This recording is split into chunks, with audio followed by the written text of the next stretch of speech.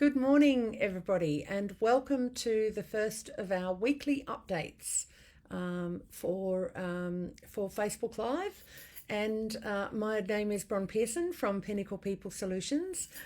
You might have caught us last Friday when, we were talking about what's next, and the fact that we'd been over 18 weeks, we'd been live pretty much every weekday morning at 9:15 with updates for business owners and staff on dealing with COVID-19 and the impact for business owners, managers, staff, local communities, etc.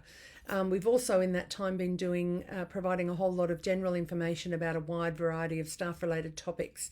So obviously the pandemic isn't over and certainly won't be for quite some time, but as we learn to live with the crisis, we're finding our new normals. And obviously Pinnacle People Solutions has been on this journey with you. We've obviously ourselves been coping with a whole range of different things, understanding JobKeeper, transitioning to work from home, managing our health and safety obligations, consulting with staff, trying to keep all our balls in the air, just like everybody else pretty much. It's been a privilege every day to be with you and help you and your businesses survive and thrive in what have been unbelievably challenging times.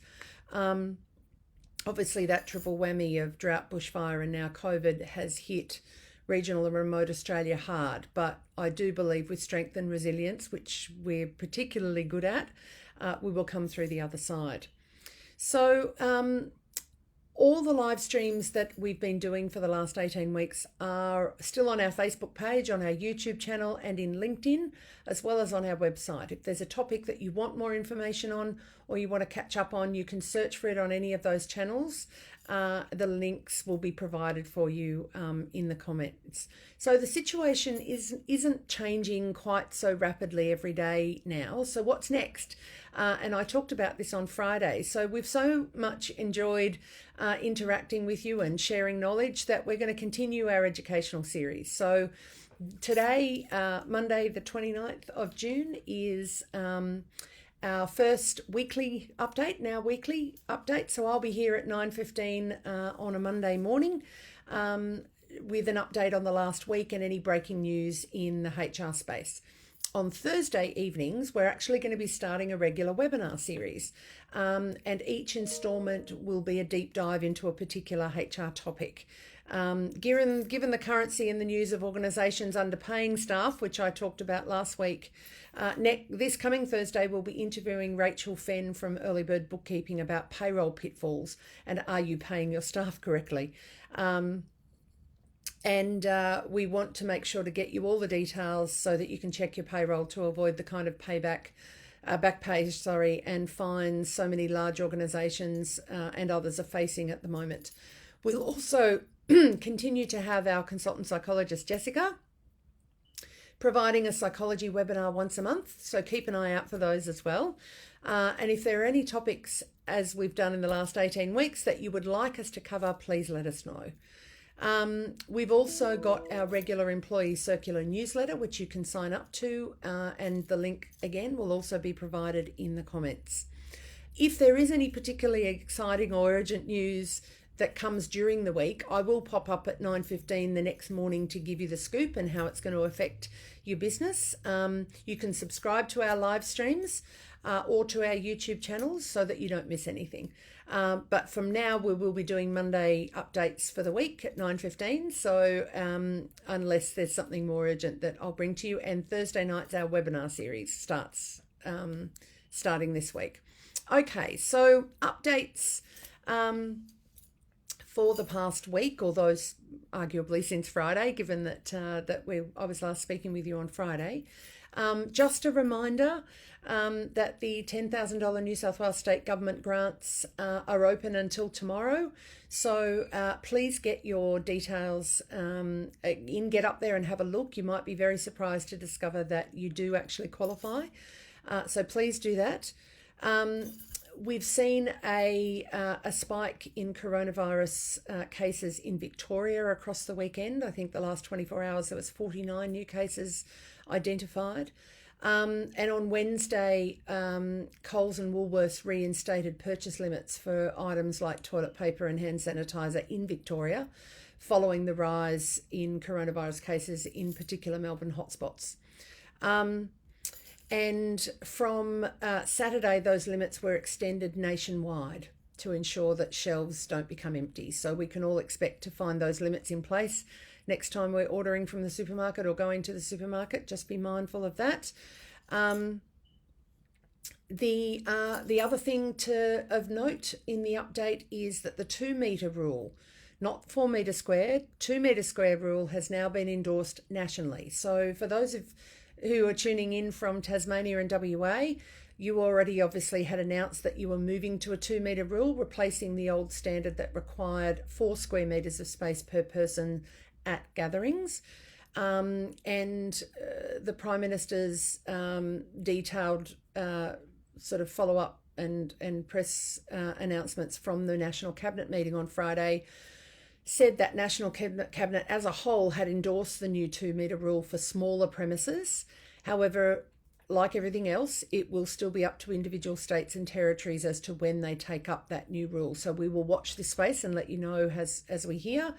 They will also, that is the states and territories, will also be responsible for defining smaller premises, although the Prime Minister has said as a rule of thumb, it's referring to premises of 100 square metres or less.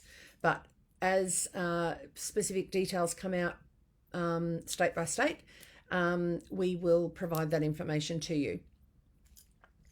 It's also worth noting that in the case of both Tassie and WA, the 2 metre rule applies to all gatherings, not just to smaller venues. So it'll be interesting to see what happens in the other states, and we will bring that information to you as it becomes available. The 14-day quarantine rule isn't going away for return travellers, just to be absolutely clear about that. The Prime Minister and the Treasurer were set to meet with CEOs of the major banks. Some of those agenda items include the deferral of loans and allowing people access to funding for construction and rebuilds. We haven't yet heard the upshot of those discussions, but as soon as we do, we'll let you know. Medical experts are putting together a roadmap for the return of entertainment venues. So obviously venues that host entertainment, including pubs and clubs, etc., certainly need greater certainty about when they can start planning to reopen. The Prime Minister has said that National Cabinet has said that a statement about the safe return for entertainment venues had been adopted, and we would get more information about that shortly. Obviously, there remains growing anxiety over job losses, and the future of JobKeeper is another factor in the mix, and we've reported this on a number of occasions and deep dived into JobKeeper and JobSeeker. The government, as we've said before, doesn't plan to announce what it's doing with the JobKeeper and JobSeeker payments until a mini budget, which is due on the 23rd of July. And that will also include detailed Treasury forecasts on economic growth, on unemployment, deficit and debt, etc., ahead of a full budget in October. So that means that we're in for not quite another month yet of uncertainty. And obviously, people will be hanging on every word, I suspect, from the Prime Minister and the Treasurer about, what may or may not happen with both of those.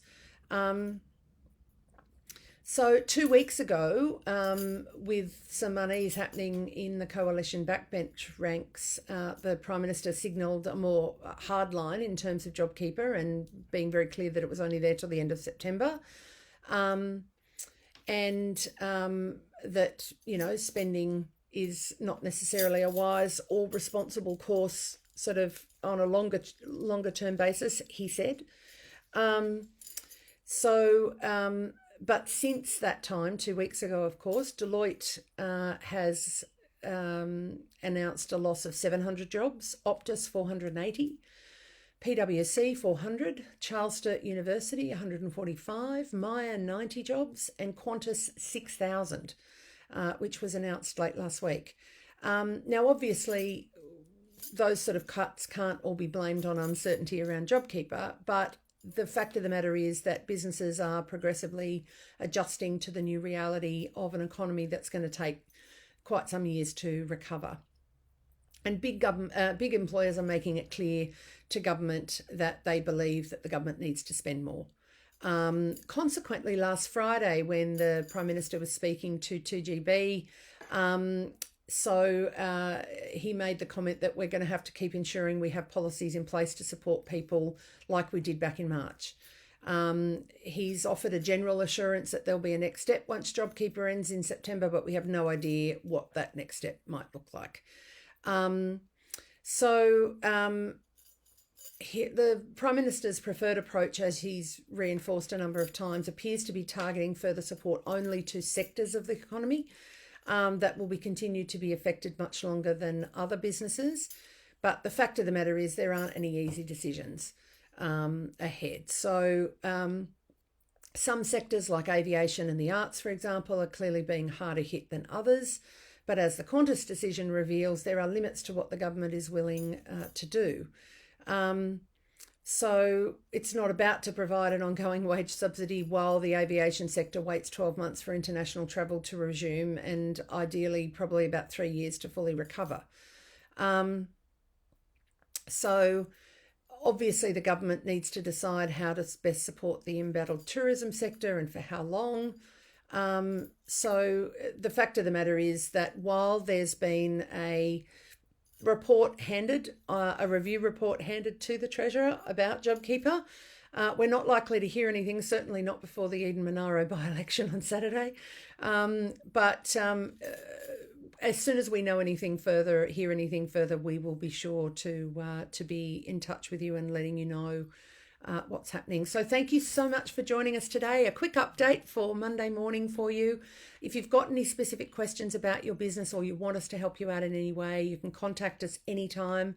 Obviously phone, email, Facebook, private message, LinkedIn, our website, you name it, you can get in touch with us anytime. So I look forward to seeing you on Thursday evening for the first of our webinar series. So obviously, as I mentioned before, each Thursday evening installment is going to be a deep dive into a particular HR topic. We'd invite you to continue to make suggestions as to things you want us to explore further.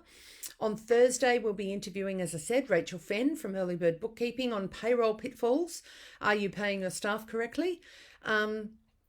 And look, given the currency in the news that I profiled last week of organisations underpaying staff, we want to make sure to get you all the details that you need on what to check in your payroll to avoid the kind of back pay and fines that so many organisations have found themselves having to face recently. So in the meantime, between now and Thursday, if there's anything urgent that comes up, I'll do a special live stream. Otherwise, I'll see you on Thursday evening for our interview with Rachel Fenn. Please hug the people that you can. Wave cheerily at those that you yet can't. Stay safe, stay distant, wash your hands, and we'll look forward to seeing you on Thursday.